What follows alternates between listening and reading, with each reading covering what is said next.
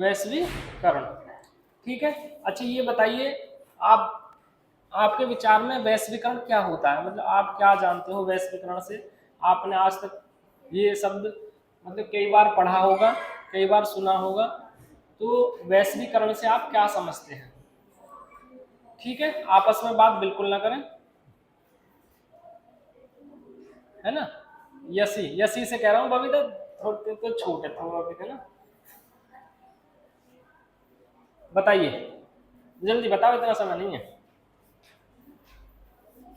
बताओ, कोई नहीं बताता तुम, है ना। देखो पहले तो इसमें मतलब जो वैश्वीकरण है उसके सामाजिक प्रभाव, राजनीतिक प्रभाव और आर्थिक प्रभाव क्या है।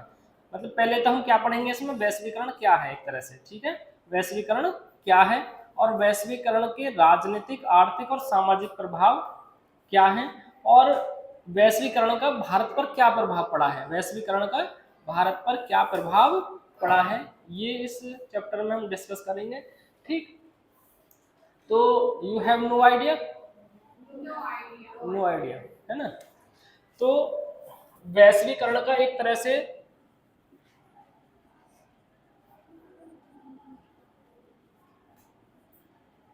जो शाब्दिक अर्थ है एक तरह से कि इसका वैश्वीकरण का जो अर्थ लिया जाता है वो किससे लिया जाता है, प्रभाव,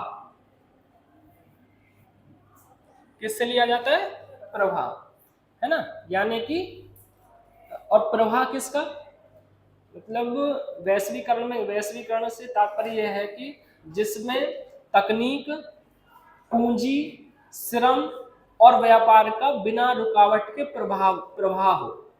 दोबारा सुन लो, वैश्वीकरण का तात्पर्य है कि जिसमें तकनीक, पूंजी, श्रम और व्यापार का बिना किसी रुकावट के प्रवाह हो, उसे हम क्या कहते हैं, वैश्वीकरण।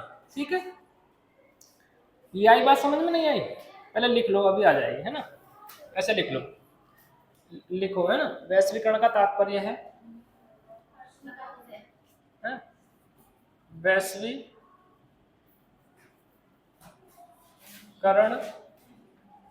का तात्पर्य है कि जिसमें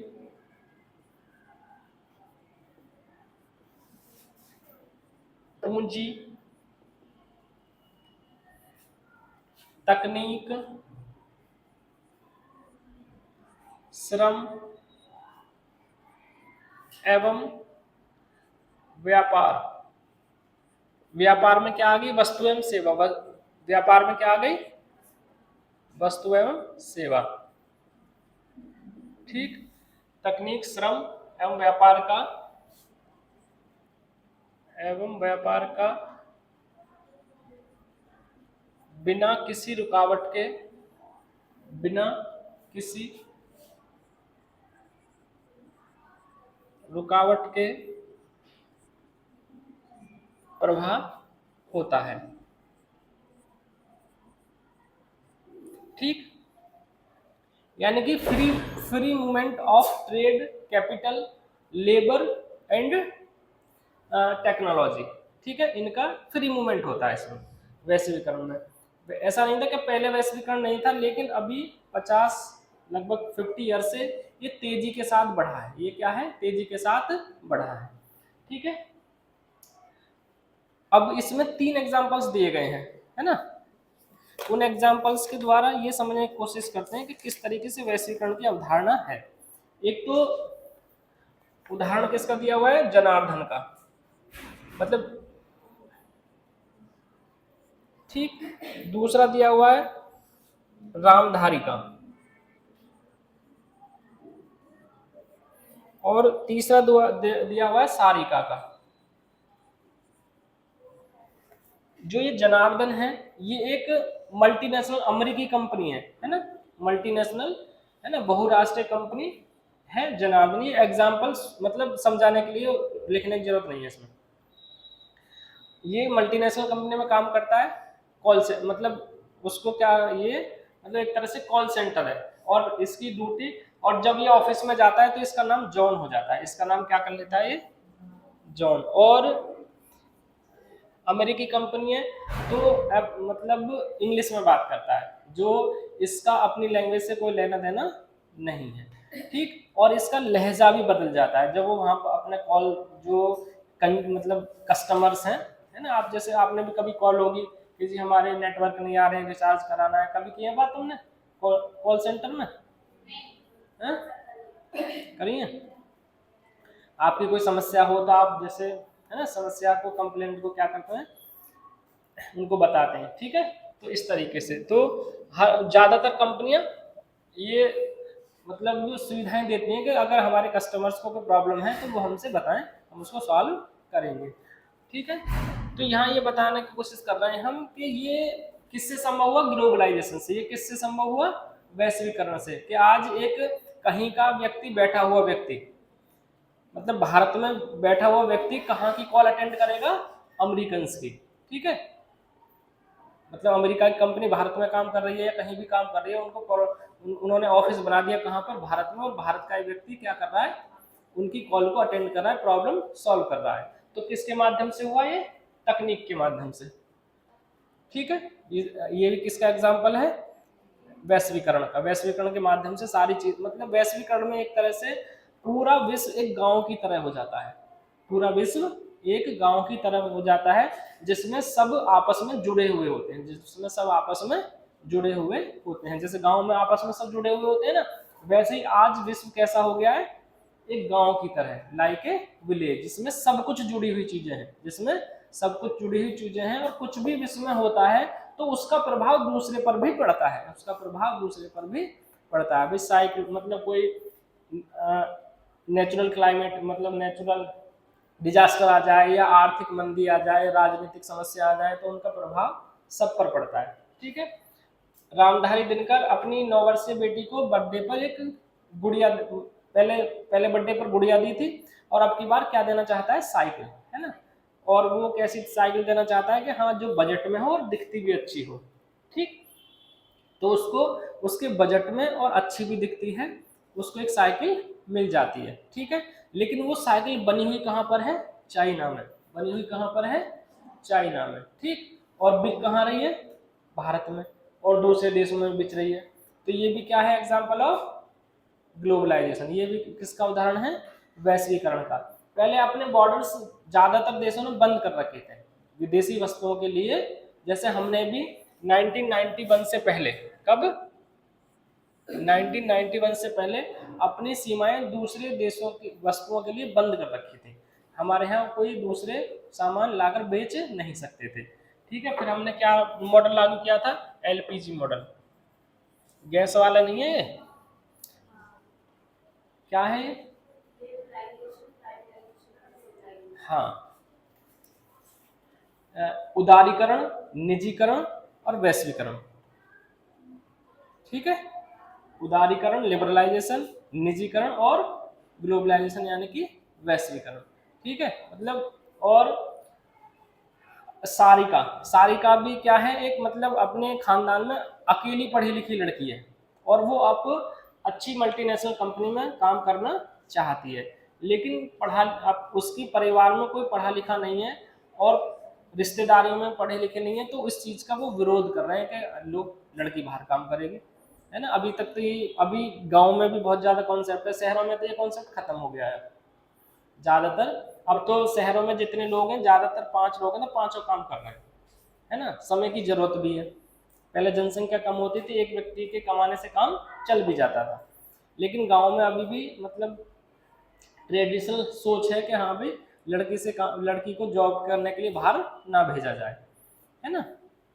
इज्जत से जुड़ी हुई चीजें होती हैं कि हाँ भाई हमारी, ठीक।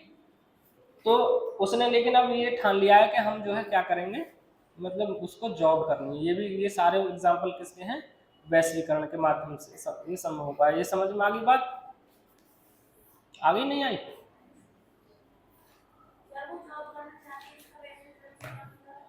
वो मल्टीनेशनल में जॉब करना चाहते हैं, दूसरे शहर में जाना पड़ेगा उसे, है ना, दूसरे शहर में जाना पड़ेगा। अगर उसका ट्रांसफर कहीं दूसरी जगह, मान लो बैंगलोर होने लग गया, तो वहां भी जाना पड़ेगा। ये है, मतलब वैश्वीकरण के माध्यम से ही तो कंपनी आई भारत में, भारत में या किसी देश में जो कंपनी व्यापार करने के लिए जा रही हैं वो किसके रीजन से आ रही हैं? वैश्वीकरण से, क्योंकि सारी दुनिया ने इस चीज को स्वीकार किया है कि भी हाँ भी सब कनेक्टेड होने चाहिए। अगर कोई भी सरकार परमिशन ना दे किसी कंपनी को, आज इंटरनेट बंद कर दे, यूट्यूब बंद कर दो, है ना, तो इस तरीके से मतलब सरकार के पास पावर तो होती है ही ना भाई। वो ये जैसे टिकटॉक बंद किया था सरकार ने, बहुत सारी ऐप बंद की थी ना चाइना वाली, जब अभी 4 साल पहले टिकटॉक बंद कर दिया था, तो सरकार के पास ये शक्ति होती है। ठीक है, चाइना ने अपना इंटरनेट, यूट्यूब सब अपना है उसका, गूगल को परमिशन नहीं देता है वो, क्या आप हमारे यहाँ काम नहीं करोगे? समझे?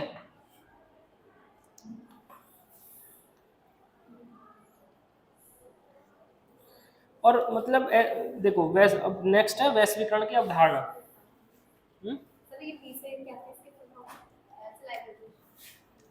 ये है एल से है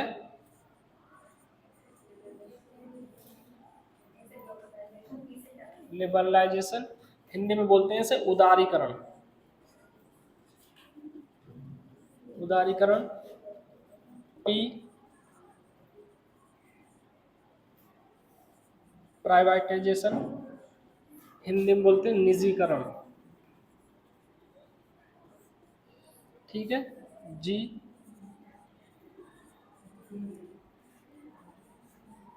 ग्लोबलाइजेशन,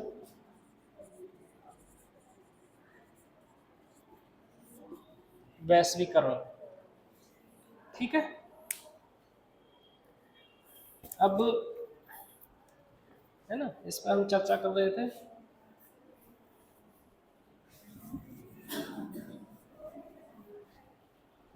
वैश्वीकरण की अवधारणा पर किस पर चर्चा कर रहे थे हम? वैश्वीकरण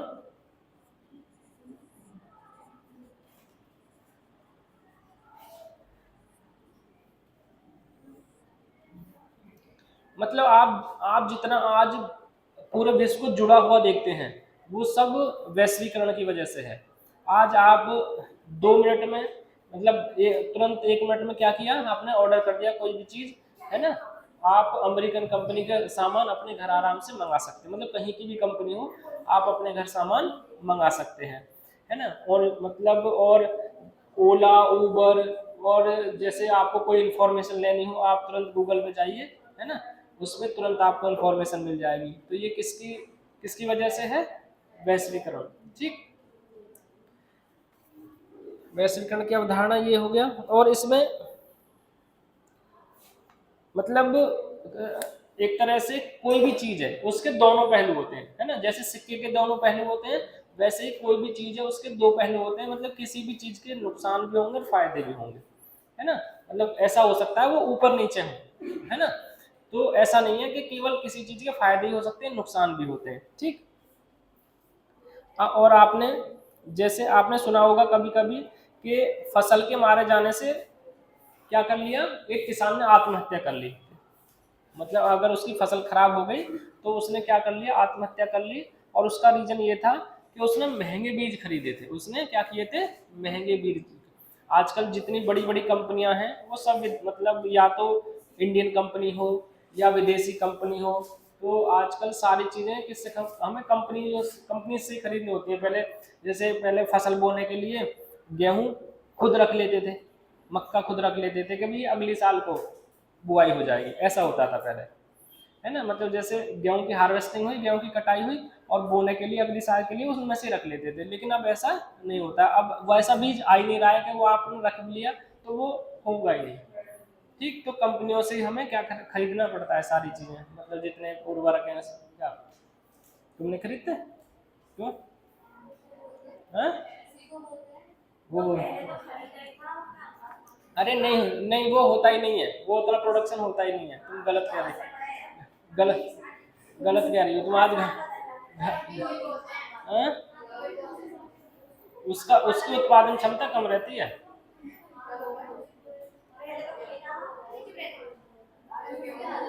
है ना, मतलब ऐसा रेशियो, हाँ ऐसा रेशियो 1-2% है, वरना हर साल नया नया ही खरीदते हैं ज़्यादातर, क्योंकि ठीक है इस तरीके से, है ना। और कभी कभी जो बड़ी बड़ी कंपनियां वो छोटी कंपनियों को खरीद लेती हैं, तो उससे क्या होता है, उसमें काम करने वाले लोग उसकी मर्जी हो जाती है, उसको नौकरी दें या ना दें, तो वो बेरोजगार हो जाते हैं।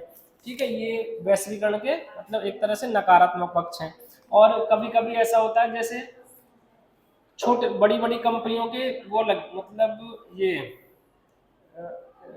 क्या बोलते हैं उनको, जो जहाँ पर चीजें बेची जाती हैं, स्टोर हाउस बोलते हैं उनको, क्या बोलते हैं, हैं?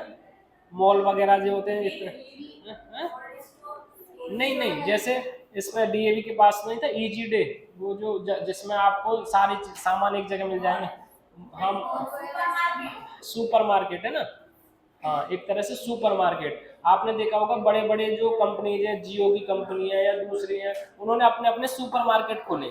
ठीक है, तो इससे छोटे जो व्यापारी हैं उनको नुकसान होता है। भाई बड़ी कंपनी तो बल्क में माल बनाएगी और खरीदेगी बहुत बल्क में, उसको माल सस्ता पड़ जाएगा, लेकिन जो छोटे व्यापारी हैं वो उतना व्यापार मतलब उतने में बल्क में माल नहीं खरीद पाएंगे, इसलिए वो कहीं ना कहीं पिछड़ते चले जाते हैं। ये इसका वैश्वीकरण का नकारात्मक प्रभाव है। ठीक है,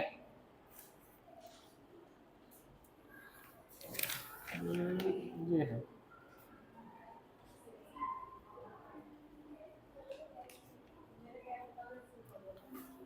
तो ये आपको समझ में आ गया कि जो वैश्वीकरण है एक बहुआयामी अवधारणा है। कैसी अवधारणा है? बहुआयामी। अब बहुआयामी क्या होता है? बहुआयामी से मतलब है कि जिसके बहुत ज्यादा आयाम हो, मतलब एक ही चीज पर ना रुकी हुई हो कोई चीज, है ना। मतलब उसके राजनीतिक आयाम भी हैं, सांस्कृतिक आयाम भी हैं, सामाजिक भी हैं, ये सब मतलब सारी चीजें उससे जुड़ी हुई हैं। ठीक है, अब इसमें लिखोगे थोड़ा सा वैश्वीकरण की अवधारणा में, है? आयाम मतलब किसी चीज के कई पक्ष होना, आयाम मतलब पक्ष, है ना, किसी भी चीज के कई पक्ष होना। लिखने में समय लगता है, उसमें इसमें से लिख लेना, है ना। सिलेबस तुम्हारा जल्दी निपटाना है, मतलब हेडिंग है इसमें वैश्वीकरण की अवधारणा में 2-3 पॉइंट लिख लेना तुम बस। ठीक है, फिर इसमें वैश्वीकरण के कारण नेक्स्ट क्या है?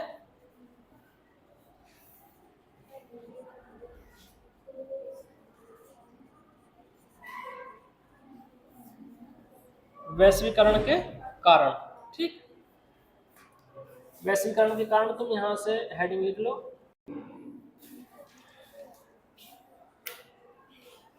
प्रौद्योगिकी।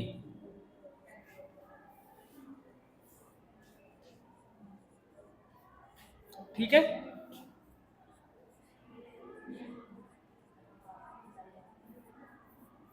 टेक्नोलॉजी, है ना, प्रौद्योगिकी। दूसरा विश्वव्यापी पारस्परिक जुड़ाव, विश्व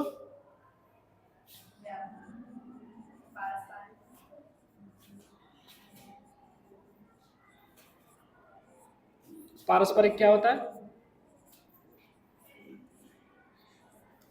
हुँ? आपस में। ठीक है, दो ही कारण दे रखे हैं ना।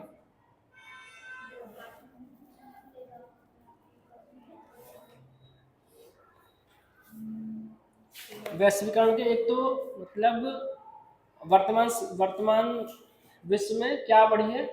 प्रौद्योगिकी, टेक्नोलॉजी बढ़ी है ना। आज हर क्षेत्र में, जैसे पहले कंप्यूटर आया, ठीक, कंप्यूटर ने अपना विकास मतलब कंप्यूटर का धीरे धीरे लोगों ने उपयोग करना शुरू किया। ठीक, और फिर जैसे first generation, second generation, fifth generation, अब कितने जी आ गया है? 5G। जी का मतलब क्या होता है? जनरेशन, है ना। ठीक, इस तरीके से। और जो तकनीक है, आज तकनीक ने पूरे विश्व को जोड़ दिया है, तकनीक ने पूरे विश्व को जोड़ दिया है। ठीक, तो आप घर बैठे बैठे अमेरिका के बारे में, मतलब किस विश्व में कहीं भी किसी भी स्थान के बारे में कोई भी जानकारी ले सकते हैं। ठीक है, मोबाइल फोन से आप अपने रिश्तेदारियों में सब जुड़े हुए हैं आपस में, तुरंत अच्छा क्या बात है, तुरंत फोन लगा दिया, है ना, बात कर ली, ठीक। और जैसे पहले पहले तो मतलब कनेक्टिविटी इतनी ज़्यादा होती थी, मतलब जब लैंडलाइन फ़ोन भी नहीं थे तब कैसे समाज काम करता होगा, आप ये देखो। अब तो मतलब पहले तो मतलब लैंडलाइन फ़ोन आया, अब पहले लैंडलाइन फ़ोन भी नहीं थे तब देखो, तब कितनी प्रॉब्लम होती होगी। मान लो किसी की डेथ हो जाए, है ना, तो कम से कम 10 आदमियों को भेजना पड़ता था कि आप वहाँ खबर देकर आओ, आप वहाँ खबर देकर आओ, आप वहाँ खबर देकर आओ, है ना। अब तो तुरंत मतलब कोई भी काम है तुरंत फोन कर दिया जाता है ना। तो तकनीक ने आज जो सारी चिप है ना, देखो इसमें लिखा है प्रौद्योगिकी अपने आप में विश्व का वैश्वीकरण का एक प्रमुख कारण सिद्ध हुआ है। टेलीग्राफ, है ना, टेलीफोन, माइक्रोचिप ने विश्व के विभिन्न भागों के बीच संचार क्रांति ला दी है ना, सब में कम्युनिकेशन आसानी से हो जाता है, और इसने हमारे सोचने के ढंग को भी प्रभावित किया है, ठीक। और जिसमें विचार, पूंजी, वस्तु और लोगों के विश्व के विभिन्न भागों में आवाजाही के आने आसानी से प्रौद्योगिकी में तरक्की के कारण संभव हुई है। तो मतलब पूंजी, हम आज अपने पूंजी का इन्वेस्ट कहीं भी कर सकते हैं, मतलब जैसे एफडीआई है ना, एफडीआई जानते हो ना, हम्म, क्या फुल फॉर्म इसकी? एफडीआई का मतलब है foreign direct investment, foreign direct investment, मतलब है ना, विदेशी, मतलब जो एक तरह से डायरेक्ट निवेश कर रहे हैं, कोई अमेरिकन कंपनी या और चाइना की कंपनी भारत में आके क्या कर ले, अपना प्लांट लगाए और वो कहाँ निवेश कर रही है, इस तरीके से, ठीक। और एजुकेशन लेने के लिए हम जाते हैं कहीं दूसरे देश में, या बेहतर भविष्य के लिए हम जाते हैं दूसरे देशों में, ठीक। ये है विश्वव्यापी पारस्परिक जुड़ाव। और जुड़ाव कैसे हुआ है हमारा, देखो वैश्वीकरण की प्रक्रिया को तीव्र कर दिया किसने, तकनीक ने। विश्व के विभिन्न भागों के लोग अब समझ रहे हैं कि वह आपस में जुड़े हुए हैं। आज हम इस बात को लेकर सजग हैं कि विश्व के एक हिस्से में घटने वाली घटना का प्रभाव विश्व के दूसरे हिस्से में भी पड़ेगा। मतलब अगर मान लीजिए आज विश्व, मतलब आज 4 कंट्रीज में युद्ध होने लग जाए, आज 4 कंट्रीज में युद्ध होने लग जाए, और आपका जैसे अभी बांग्लादेश का मामला था, ठीक, बांग्लादेश में घटना घटी, उसका भारत पर प्रभाव पड़ा। भारत का प्रभाव कैसे पड़ा, बहुत सारी कंपनियां बांग्लादेश में, भारतीय कंपनियां काम करती हैं और बहुत सारा एक्सपोर्ट हम बांग्लादेश को करते हैं, ठीक। व्यापारिक नुकसान हुआ, राजनीतिक जो हमारे संबंध थे उनका नुकसान हुआ, है ना। तो और अभी रसिया और यूक्रेन का युद्ध हुआ था, चल रहा था, काफी लंबा समय चला, तो उसमें जो यूक्रेन का साथ दे रहे थे वो दूसरे देशों से वो ये कह रहे थे कि उससे रसिया से तेल खरीदना बंद कर दें, उससे व्यापार बंद कर दें, है ना। तो जिस आप एक दूसरे के सबसे आपस में हित जुड़े हुए हैं। मतलब आजकल ऐसा नहीं है कि किसी भी चीज को हम बिल्कुल सेग्रेट कर सकते हैं, मतलब बिल्कुल अलग कर सकते हैं कि वहां पर कोई घटना हो रही है तो वहां और किसी पर प्रभाव नहीं पड़ेगा।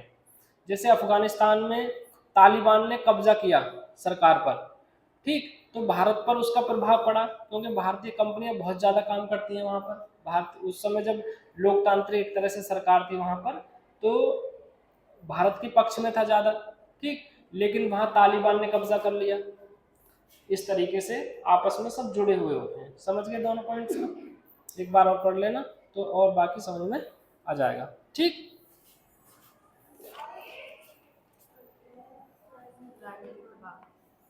वैश्वीकरण के राजनीतिक प्रभाव,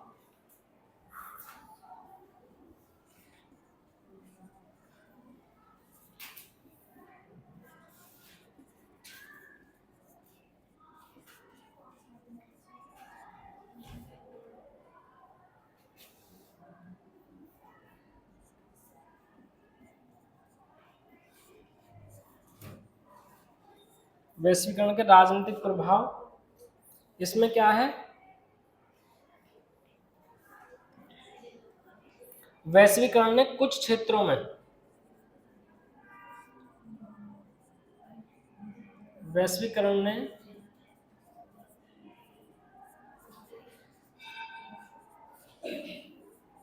कुछ क्षेत्रों में राज्य की शक्ति को कमजोर कर दिया है, राज्य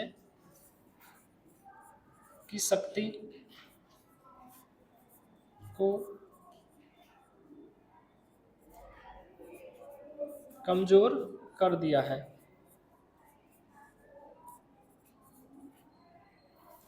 चलो फिर थर्ड पीरियड में करेंगे।